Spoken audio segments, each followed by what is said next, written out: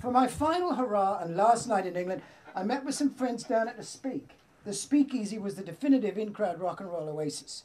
You walked down a flight of red-carpeted stairs and through a hallway that opened to a big comfy room with elevated levels and cloistered private booths. There was a stage where on any given night you could see Hendrix, Clapton, Small Faces, Johnny and Edgar Winter performing behind the dance floor. To the right was a raised glass partitioned restaurant where they served the best creamed petit pois and filet mignon, I remember all of that, sandwiches on the planet. You might find Rod Stewart, David Gilmour from Pink Floyd, having a... Take acid, then it's Flint Floyd. Having a late-night meal, or catch a yet unknown Bowie prancing on the crowded dance floor. Luigi, the tuxed Italian maitre d', serendipitously sat me directly across from Clapton, who was bemused by the sight of my freshly sewn sutures. "What happened to you?" he asked. I told him the whole grisly story, and that I was taking a flight home to California the following morning. "Don't go back," he said. "Why don't you and Damien come and stay at Hurtwood Edge for the summer?" That is a Clapton impersonation. Thank you. Thank you very much. Eric had my trunks picked up from Kensington, and my son and I, who's here, big round of applause for young Damien, who's so beautiful. And we were off to Surrey. Hurtwood Edge was Eric's country estate. His two-storey manor had marble floors, wainscoted walls, and a dining room with French doors that looked out into the lush English countryside. It was a formal Moorish manor, but not ritzy or bedecked, just comfortable and relaxed with a pair of frisky dogs that had the run of the house. The grounds were beautiful, partly manicured, but mostly wild, and they went on as far as you could see. Damien was happy there as well.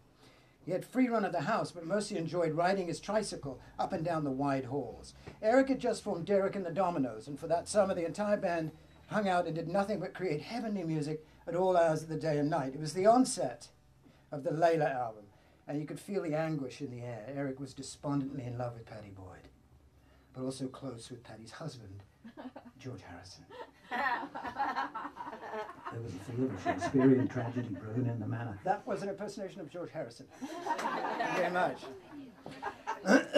There was a feel of Shakespearean tragedy brewing in the manor. Eric was already a bit of a brooding wraith. But now painfully obsessed with winning Pattie's hand, it seemed Pattie could never find the right moment to break the news of their secret affair to George, which kept Eric in tormented uncertainty.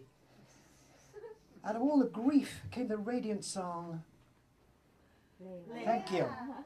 It was amazing. It was amazing to listen as Eric worked on pieces of music for the album and going to the recording sessions that went on till dawn. I remember driving back to Eric's from a Layla recording session in London. I was with Bobby Whitlock, a member of Eric's band, and he was breaking in his brand new Ferrari. The sun was just rising and Bobby was doing an easy 130 miles an hour on the Forest Line motorway. There was a light mist in the air as we came over a small crest. The Ferrari spun out of control. It spun 5 times across the road in eerie slow motion, then deposited us in a soft grassy patch in the woods. That was about as close to curtains as I'd ever come. Neither of us said a word. Bobby just started the Ferrari back up and we took off like bats out of hell. That's how it was back then. We all thought we were invincible. I never missed a rehearsal, which could be heard the next village over. At the time, it didn't really occur to me how special it was living at Eric's house, being a part of that extraordinary musical history. I was happy just being there. As the only girl in residence, I became the household cook and always had something tasty simmering on the stoves. I got my secret recipes from Alice's Restaurant's cookbook, which had the yummiest hot chili. There was also plenty of hash. Plenty of hash and the occasional mandrakes. Mandays were, like Quaaludes, were dreamier British version of Quaaludes, like a Quaalude Light. Yes. One night, the dealer who usually bought hash and the Mandays arrived with something special. He called it China White. Oh. Thank you and good night, you know. I don't think any of us had ever tried heroin before. Wasn't that cute? It was, ooh, heroin, definitely taboo. And we didn't even know how much to take. After I'd moved in with Eric, the impassioned drama between Denny and me had cooled. I wasn't going back, but Denny still wanted to stay close with our son. We agreed that Denny would have Damien on the weekends, and during the week he'd be with me at Hurtwood Edge. It was a Friday night. Damien was in London with Denny, so I was free to indulge. Eric and some of the other people in the house, including myself, all took the plunge and sniffed the white dust up our noses through a rolled-up 10-pound note. The 4 of us sat on the sofa, in front of the fireplace in an utter comatose silence. Like we were asleep. But not quite. Oh, that's great. I remember trying to imagine the worst possible scenario. I thought about losing my child, my life, overdosing, but nothing seemed to faze me. Not even engulfing flames could get me to stir from the enveloping comfort of that couch. I was in essence dead with vital signs. I wouldn't be doing that again. There was a party at Eric's house July 14th. It was a birthday bash for Jim Gordon, the drummer of the Dominoes. George and Patty Harrison arrived together, and Mick Jagger showed up in his glistening white Bentley convertible. Mick had visited once before. I remember being engrossed in a book in the study when he peeked in and said, "You're pretty." With a blush, all I could think to say was a faint, "Thank you." That's Catherine. And went back to reading my book. George had written "My Sweet Lord" and wanted to play it for Eric. As he played, the whole band joined in, and it sounded like music from the heavens. Someone had spiked the punch with mescaline. Made it sound all the more glorious. I was starting to feel pretty excited. You know, I'm getting the biggest laughs from the authoress.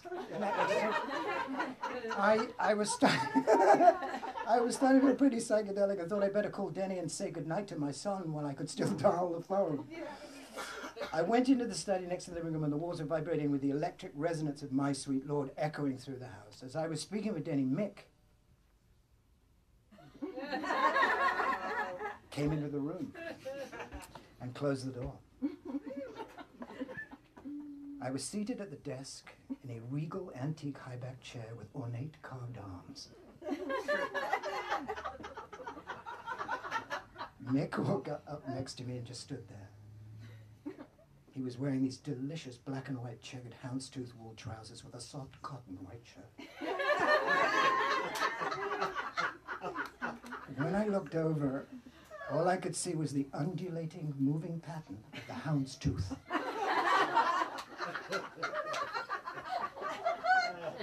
Mick didn't say a word, but I felt the intensity. He was clearly waiting for me to get off the fucking phone. Abruptly, I said to Denny, "Okay, gotta go now, bye." It was just a few months after Mick's starring role in Donald Cameron's film Performance. He was 26 years old. God. And at the height of his unbelievable stunningness. By now we were both pretty high from the mescaline, and the anticipation of the kiss was almost unbearable. Mick eased me back against the wall, kissing me with a kind of abandon girls only dream about. Just like in a steamy romance novel, we slid down the wall in slow motion, lost in dreamy liquid kisses. By the time we reached the floor, "My Sweet Lord" sounded like it was coming through the wall. I was definitely having a stunning moment.